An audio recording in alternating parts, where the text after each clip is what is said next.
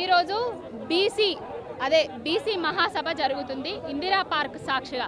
ఎందుకు జరుగుతుందంటే అధికారంలోకి రాకముందు కామారెడ్డి ప్రజల సాక్షిగా అధికారం కోసం ఎవరైతే రేవంత్ రెడ్డి అనే ఇప్పుడున్న తుగ్లక్ ముఖ్యమంత్రి బీసీలకు కొన్ని డిక్లరేషన్ అనేసి పెట్టి కొన్ని హామీలను ఇవ్వడం జరిగింది. కులగణన బీసీ కమిషన్ నివేదిక ఆధారంగా మేము అధికారంలోకి రాగానే 6 నెలల కాలంలోనే 23% ఉన్న రిజర్వేషన్లను 42% పెంచుతాం అని చెప్పడం జరిగింది. 6 నెలలు అయిపోయింది, ఇంకో 6 నెలలు ఆయనకు గడువు కూడా ఇచ్చినాము. ఇప్పటి వరకు కూడా ఎలాంటి కమిషన్ కానీ ఎలాంటి రిజర్వేషన్స్ కానీ ఎలాంటి పర్సెంటేజ్లు కానీ పెంచలేదు. ఇంకొకటి ఏమన్నాడంటే ప్రతి సంవత్సరము 20,000 కోట్ల రూపాయలు సబ్ కమిటీకి నిధులు ఇస్తామని చెప్పిండ్రు.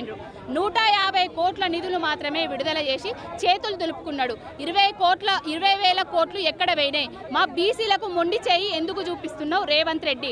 నువ్వు ఇచ్చిన హామీలన్నీ నెరవేర్చు అని అడుగుతున్నాము. ఇంకొకటి ఏంటంటే బీసీ యువకులు ఎవరైతే ఉన్నారో చిరు వ్యాపారాలు పెట్టుకోవడానికి 10 లక్షల రూపాయలు వడ్డీ లేని రుణాలను ఇస్తామని చెప్పారు. ఇప్పటి వరకు కూడా 10 లక్షల రూపాయలు వడ్డీ లేని రుణాలు ఎవరికి ఇచ్చిన దాఖలాలు లేవు. బీసీ మంత్రిత్వ శాఖ లేదు.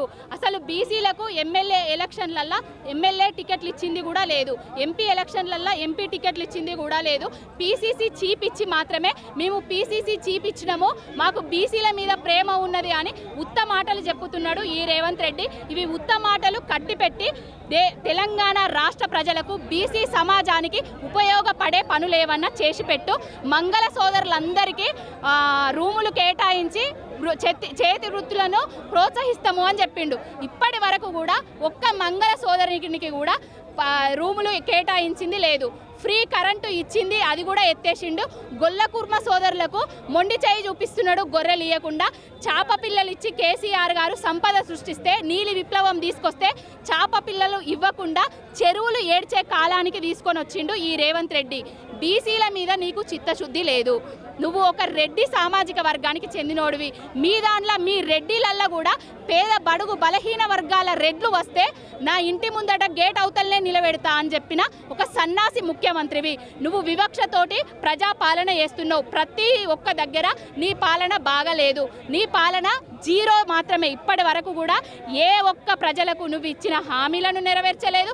నీ గ్యారంటీల గారడి ఇప్పటి వరకు ప్రజలు మొత్తం నిండా మునిగి ఉన్నారు. బీసీల మీద కూడా ప్రేమ లేదు. ఇప్పటికైనా నీకు చిత్తశుద్ధి ఉంటే స్థానిక సంస్థల ఎన్నికల వరకు 42% రిజర్వేషన్లను బీసీలకు పెంచి నువ్వు ఎలక్షన్లకు పోవాలి. లేదంటే పెంచకుండా నువ్వు ఎలక్షన్లకు పోయినావు అనుకో, మా బీసీలు నీకు కర్రు కాల్చి వాత పెడతారు.